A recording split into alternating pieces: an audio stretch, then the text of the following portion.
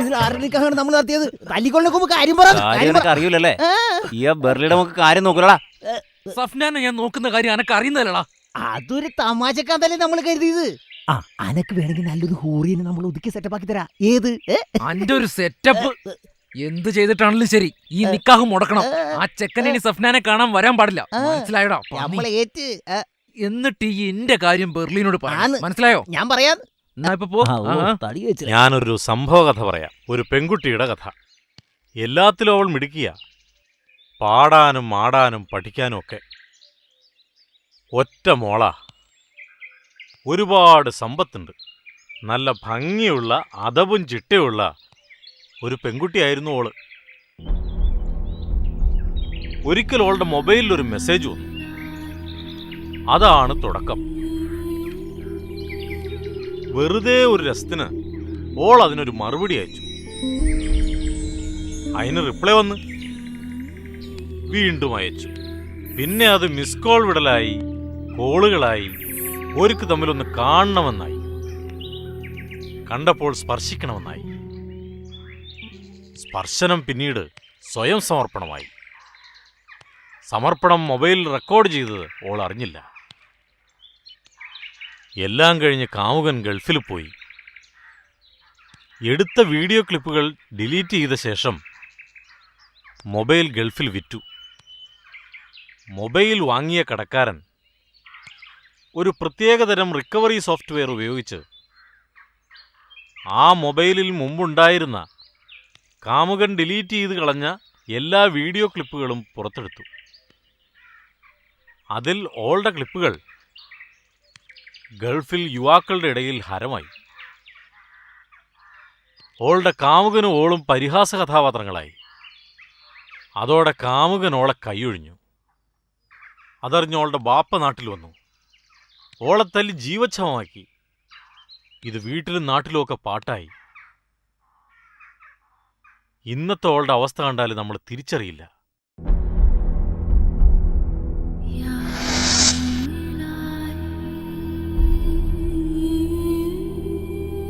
ജസ്ന, ജസ്ന,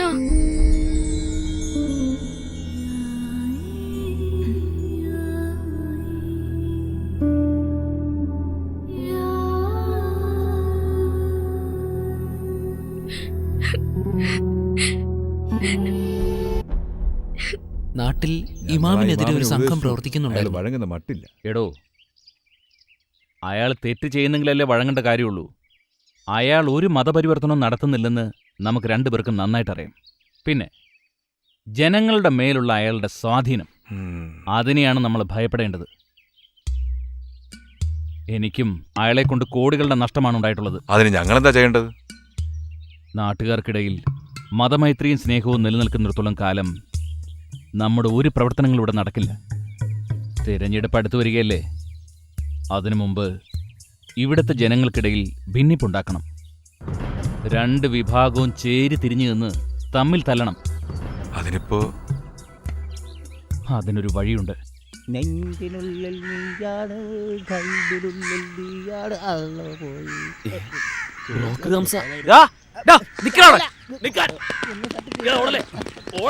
ഈ പോയ കാര്യം എന്തായി? ഈ ജന്മത്ത് നടക്കൂല പോനെ.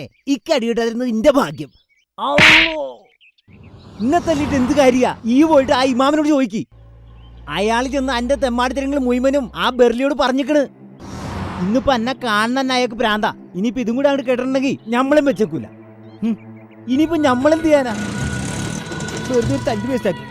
എനിക്കറിയാം എന്താ ചെയ്യണ്ടെന്ന്. അയാളുടെ പണി ഞാൻ തീർക്കും.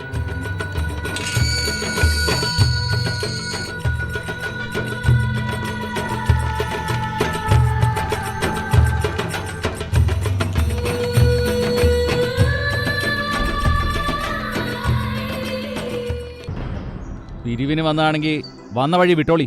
ഞാൻ പിരിവിന് വന്നതല്ല, പെണ്ണി ചോദിച്ചു വന്നതാ. പെണ്ണി ചോദിച്ചു വരികയെ? നീയും ആ ഹിമാറുകളുടെ കൂട്ടത്തിലുള്ളവനല്ലേ ഈ ബലീസെ? എനിക്ക് ഇവിടുത്തെ സഫ്നേനെ ഇഷ്ടോ. എനിക്ക് അവളെ കല്യാണം കഴിച്ചു തരണം. പോയിക്കോടുന്ന്. എന്റെ മോളുടെ നിക്കാഹ് തീരുമാനിച്ചിരിക്കുകയാണ്. അതിന്റെ ഇടയിൽ വേണ്ടാത്ത പുകയിൽ നിൽക്കല്ലേ. പോ. എനിക്ക് അവളെ ഇഷ്ടോ. അവളെ മറ്റാർക്കും കൊടുക്കാൻ ഞാൻ സമ്മതിക്കില്ല. ഈ പറഞ്ഞ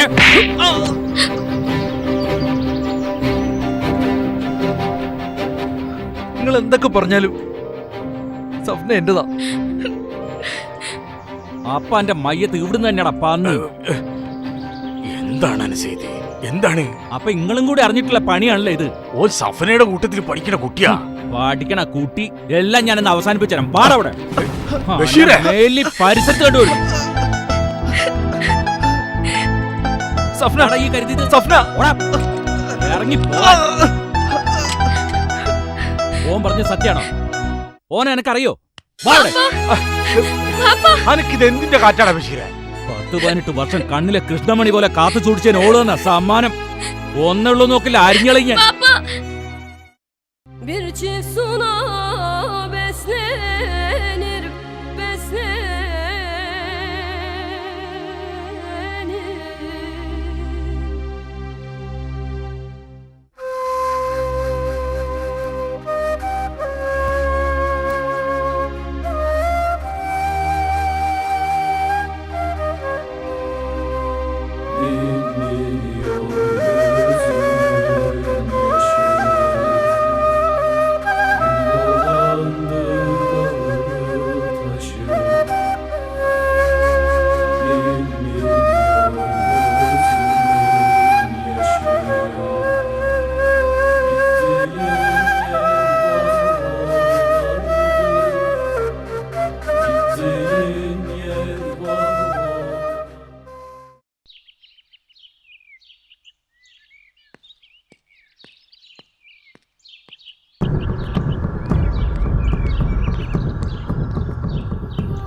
നിങ്ങളോട് 1000 വട്ടം ഞാൻ പറഞ്ഞിട്ടുണ്ട് ഇന്റെ കാര്യത്തിൽ ഇടപെടരുതെന്ന്. അന്റെ ഏത് കാര്യത്തിൽ ഇടപെട്ടു അയ്യ പറയണത്? ഒന്നും അറിയാത്ത പോലെ നടിക്കണ്ട. നിങ്ങൾ സഫ്നാന്റെ ബാപ്പാനോട് ഇന്നെ പറ്റി എന്തൊക്കെയാ വേണ്ടാത്ത പറഞ്ഞു കൊടുത്ത്? ഈ എന്താ പറയണത്? എനിക്കൊന്നും മനസ്സിലാവണില്ല. നിങ്ങൾ വിചാരിച്ചു ഞാനൊന്നും അറിയില്ല എന്നല്ലേ? മോനെ അനസേ, അന്നെ ആരോ കാര്യമായി തെറ്റിദ്ധരിപ്പിച്ചിരിക്കണം. നിങ്ങളുടെ നാടകമൊന്നും എന്റെ അടുത്ത് നടക്കൂല. ആവശ്യമില്ലാതെ ഇന്റെ കാര്യത്തിൽ ഇടപെട്ടാ ഇമാമാണോന്നൊന്നും ഞാൻ നോക്കൂല.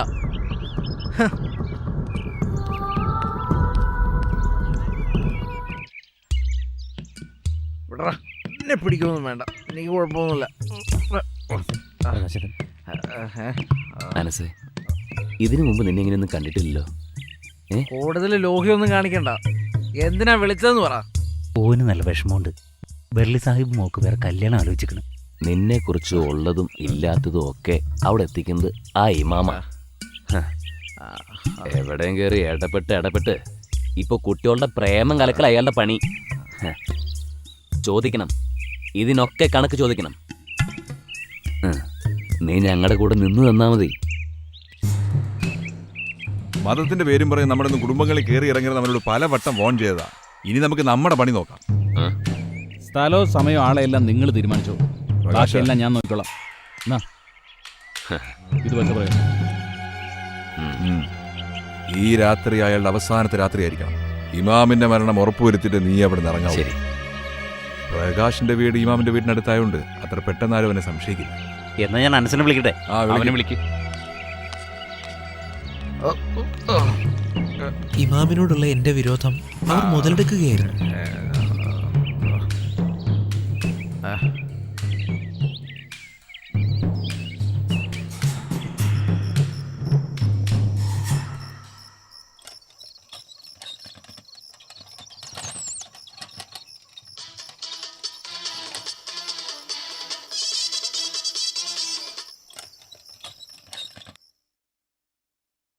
നിങ്ങൾ എന്താ ഈ പറയണത്?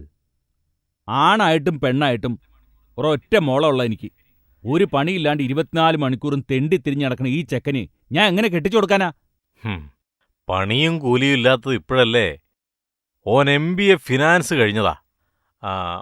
ബാപ്പാക്ക് അവിടെ നല്ല ബിസിനസ്സാ. ഓൻ അങ്ങോട്ടൊന്ന് എത്തി കിട്ടിയാ മതി. ശമ്പളമായിട്ട് എത്ര കിട്ടുന്ന വിചാരിച്ചിക്കണ്? 1.5 ലക്ഷം ഉറുപ്പ്യ ഉണ്ടാവും. ഒരൊറ്റ മോനാ. പിന്നെ ഓന്റെ സ്വഭാവം. ഓന്റെ പ്രായത്തില് ഈ എന്തൊക്കെ കാട്ടിയിട്ടുണ്ട് അതൊക്കെ തന്നെ ഓനും കാട്ടുന്നുള്ളൂ. ഈ അനസ ആരാന്നറിയോ എനക്ക്? അന്റെ കൂടെ പണ്ട് കോളേജിൽ പഠിച്ച ഫത്താഹിന് ഓർമ്മയുണ്ടോ? ഓന്റെ മോനാ. എന്നാലും അത് വേണ്ട. എന്റെ മോളുടെ കല്യാണം തീരുമാനിച്ചിരിക്കുകയല്ലേ. അവരോട് ഞാൻ പറഞ്ഞ് സമാധാനിപ്പിച്ചോളാം. എന്തേ? എടോ, നമ്മുടെ കുട്ടികളുടെ തെറ്റുകൾ തിരുത്തേണ്ടത് നമ്മൾ തന്നെയാ.